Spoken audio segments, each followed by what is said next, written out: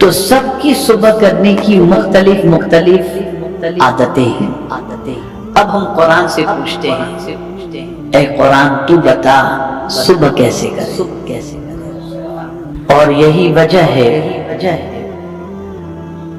کہ ہم صبح کو اٹھتے ہیں تو بہت سارے مختلف عادتوں کے اعتبار سے مختلف طریقے سے اپنی صبح کرتے ہیں۔ میں آپ کو چند عادتیں صبح کرنے والوں کی بتا دوں اور پھر آپ تھوڑا سا جائزہ لینے کی بھی کوشش کریں۔ کسی کے صبح کرنے کی سچویشن ایسی ہوتی ہے کہ وہ صبح کرتا ہے تو آج کے دور کے اعتبار سے سب سے پہلے موبائل اٹھاتا ہے، میسج دیکھتا ہے، کس کا میسج۔ کچھ لوگ ہوتے ہیں جو صبح اٹھتے ہیں تو اٹھتے ہی بازو میں پڑے ہوئے نیوز پیپر کو اٹھاتے ہیں اور پڑھنا شروع کر دیتے ہیں۔ کچھ لوگ صبح کرتے ہیں، دیہاتوں کے رہنے والے بیڑی سگریٹ تمباکو کے عادی تو اٹھ کر کے پہلے سگریٹ پیتے نظر آتے ہیں، بیڑی پیتے نظر آتے ہیں۔ تو سب کی صبح کرنے کی مختلف عادتیں ہیں۔ اب ہم قرآن سے پوچھتے ہیں، اے قرآن تو بتا صبح کیسے کرے؟ تو میرے پیارے آقا صلی اللہ تعالی علیہ وسلم کے پیارے دیوانوں، صبح ہوتے ہی اہل اللہ کہتے ہیں، اللہ والے کہتے ہیں کہ ایسا کوئی دن نہیں جس میں ابن آدم کو صبح ہوئی اور اللہ نے اس پر 10 کام فرض نہ کیے۔ صبح ہوتے کتنے کام فرض نہ کیے ہوں؟ 10۔ پہلی چیز، جب سو کر اٹھے تو اللہ تعالیٰ کا کچھ نہ کچھ ذکر کرے، یہ پہلا کام ہے۔ اور اس کی دلیل کیا ہے؟ تو قرآن شریف کی یہ عادت، یہ آیت کریمہ وَسَبِّحْ بِحَمْدِ رَبِّكَ حِينَ تَقُومُ، یعنی اے بندے جب تو صبح اٹھے تو اپنے رب کی حمد کے ساتھ تسبیح کر لے۔ یعنی صبح اٹھ تو اٹھتے ہی پہلے اپنے رب کی حمد کے ساتھ تسبیح کر، یعنی الحمدللہ سبحان اللہ، اٹھتے ہی پہلے یہ کہے۔ نہ موبائل ڈھونڈ، نہ اخبار ڈھونڈ، نہ بیڑی ڈھونڈ، نہ سگریٹ ڈھونڈ۔ آنکھ کھلی جیسے ہی صبح ہوئی، زبان پر پہلے الحمدللہ سبحان اللہ یا سبحان اللہ و بحمدہ اپنی زبان سے کہو، یہ پہلا فرض ہے۔ اب یہ بھی تفصیل طلب ہے، اس میں بھی اللہ عز و جل کے مختلف ارشادات ہیں۔ یا ایھا الذین آمنوا اذکروا اللہ ذکرا کثیرا وسبحوہ بکرۃ واصیلا۔ اللہ عز و جل ارشاد فرماتا ہے، اے ایمان والو اللہ کو خوب کثرت سے یاد کرو اور اس کی پاکی بیان کرو، صبح کو اور شام کو۔ صبح بھی اس کی پاکی بیان کرو یعنی سبحان اللہ، اور شام کو بھی اس کی پاکی بیان کرو یعنی سبحان اللہ کو۔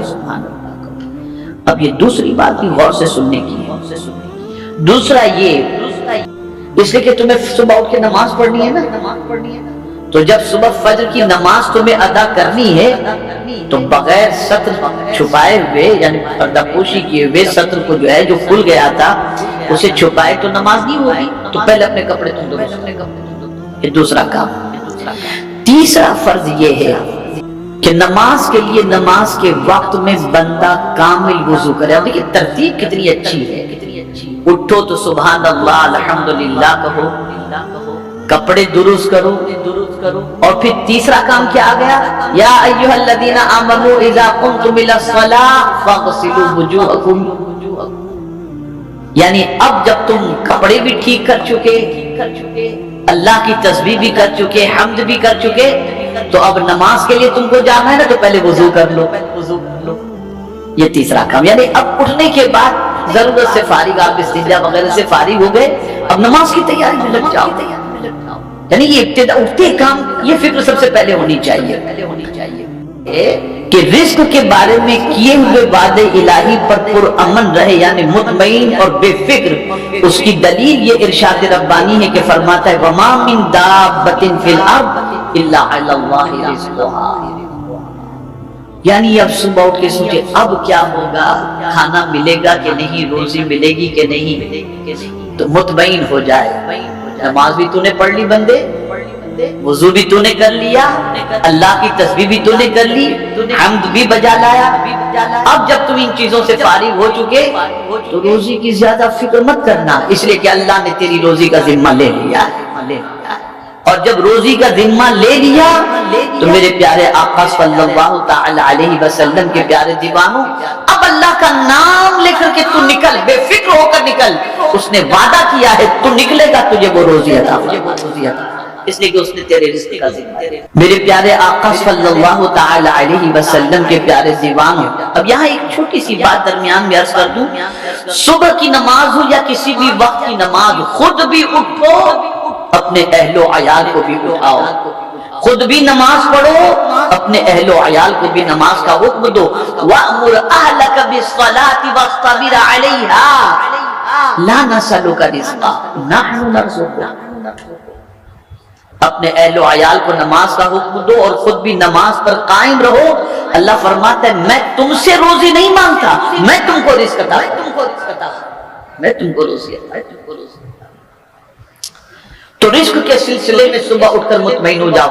اس پر ایک اور حدیث شریف میں دلیل کے طور پر لاؤں کہ آقا کریم صلی اللہ علیہ وسلم ارشاد فرماتے صبح کے وقت روزی کا فرشتہ روزی لے کر کے آتا ہے۔ جب بندہ نماز پڑھتا ہے تو اس کے حصے کی روزی اسے دے دیتا ہے، اور اگر بندہ پڑا رہتا ہے تو اس کی روزی لے کے چلا جاتا۔